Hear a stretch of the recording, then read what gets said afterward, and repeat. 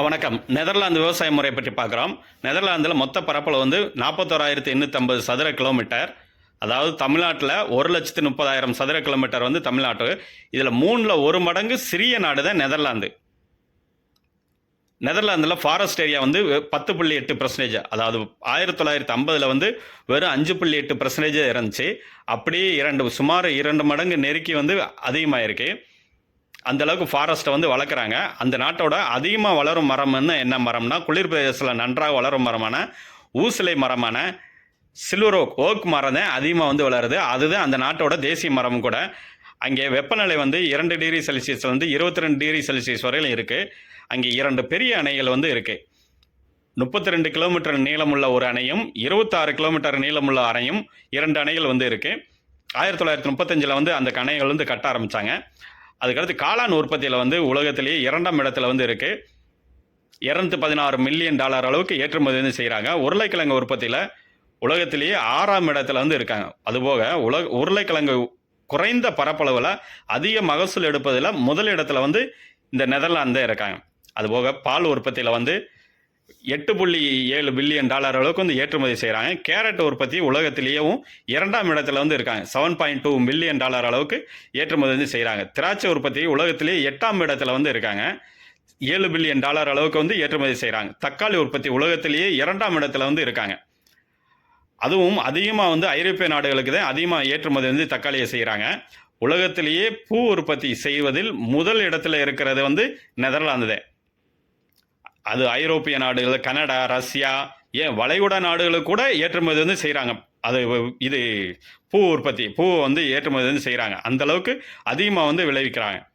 Strawberry உற்பத்தி வந்து 2015 2022 இந்த 7 வருடத்தில் வந்து 85,000 டன் அளவுக்கு வந்து ஏற்றுமதி செய்து அதிகமாக ஏற்றுமதி செய்கிற ஸ்ட்ராபெரி ஏற்றுமதி செய்கிறதுல நெதர்லாந்து வந்து முதல் இடத்துல இருக்காங்க.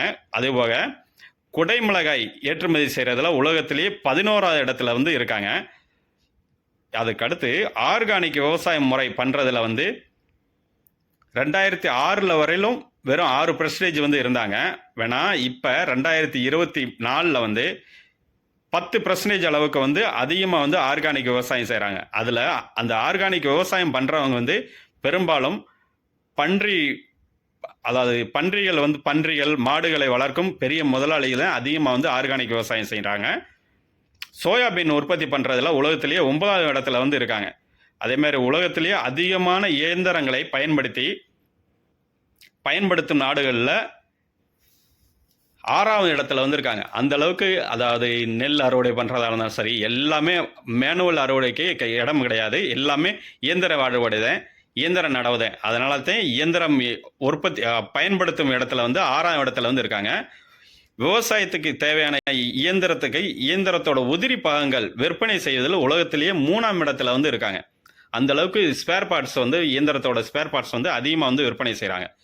அந்த ஊரோட மொத்த மக்கள் தொகையில் 25% வந்து மொத்த மக்கள் தொகை 25% மக்கள் வந்து விவசாயத்தில் ஈடுபடுறாங்க. அதுபோக பகுதி நேர வேலையாகவும் அதிகமாக வந்து ஈடுபடுறாங்க. அதிகமாக வந்து குடும்ப உறுப்பினர்கள் தான் அதிகமாக வந்து விவசாயத்தில் வந்து ஈடுபடுறாங்க. வெளியிருந்து கூலி ஆட்கள் வந்து குறைவுதான். அதுபோக